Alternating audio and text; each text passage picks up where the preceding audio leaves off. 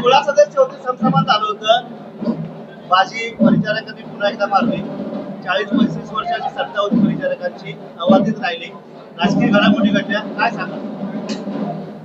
निश्चितपणाने काही दिवसापूर्वी पार पडलेल्या जिल्हा परिषद आणि पंचायत समितीच्या निवडणुकीच्या निमित्ताने भारतीय जनता पक्ष आणि महायुतीच्या वतीनं त्या ठिकाणी आपण 16 पंचायत समिती गणामध्ये उमेदवार उभे केले होते. पैकी 8 उमेदवार आमचे विजयी झाले आणि पंढरपूर तालुक्यात कधी नव्हतं अशा पद्धतीचा 8 अशा पद्धतीचं बलाबल त्या ठिकाणी समोर आलं. परंतु जनतेला दिलेला कौल हा मान्य करून या ठिकाणी ही निवडणूक प्रक्रिया पार पडली गेली.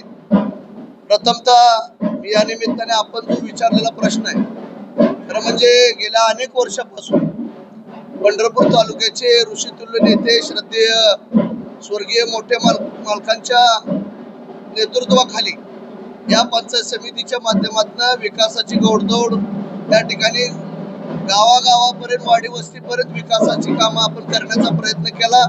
या तालुक्यामध्ये एक चांगल्या पद्धतीचं लोकशाही पद्धतीचं वातावरण या निमित्ताने सतत मोठ्या मालकांनी जागृत ठेवलं. अगदी सामान्यातल्या सामान्य व्यक्तीला या ठिकाणी पंचायत समितीचा सभापती असेल, उपसभापती असेल, जिल्हा परिषदचा अध्यक्ष असेल, अशा पद्धतीनं वेगवेगळ्या उंचीवर नेऊन ठेवण्याचं काम आदरणीय मोठ्या मालकांनी त्यांच्या 50 वर्षाच्या सार्वजनिक जीवनामध्ये केलं.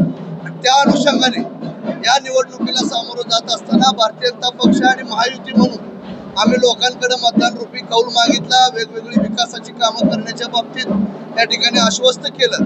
खरं तर हे 8 अशा पद्धतीचं संख्याबळ असताना खरं तर पंढरपूर भारतीय जनता पक्षाचं वरच्या नेतृत्वाचं मी आभार मानणार आहे. कारण दुर्दैवानं मागच्या 28 तारखेला 27 तारखेला राज्याचे लोकप्रिय उपमुख्यमंत्री आणि एक धडाकेबाज अशा पद्धतीचं व्यक्तिमत्व स्वर्गीय अजितदादांचं दुःखद निधन झालं आणि मग अशा वेगळ्या वातावरणात या निवडणूक पार पडत असताना या ठिकाणी सभापती भारतीय जनता पक्षाचा, परंतु उपसभापती हा राष्ट्रवादी काँग्रेस पक्षाला या ठिकाणी अजितदादांच्या निधनाच्या निमित्ताने निधन झालं आणि त्यांना समर्पित म्हणून या ठिकाणी उपसभापती पदावर राष्ट्रवादी काँग्रेस पक्षाचे आमचे प्रमोद हरी देशमुख यांना उपसभापती पदी संधी दिली.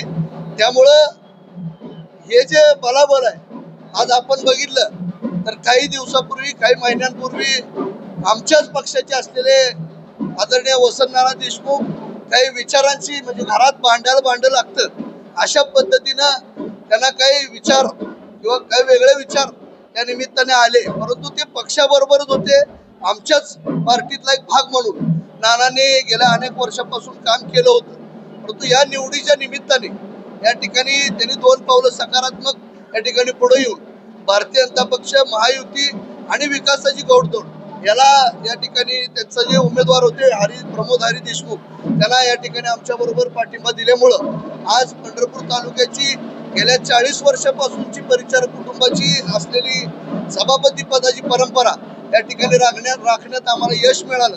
मला निश्चितपणाने खात्री आहे की भारतीय जनता पक्षाच्या चिन्हावर निवडून आलेले सर्व पंचायत समिती सदस्य आणि आता नवीन निवड झालेले सभापती आणि उपसभापती निश्चितपणाने पुढचे वर्ष या ठिकाणी निश्चितपणाने चांगलं काम करतील.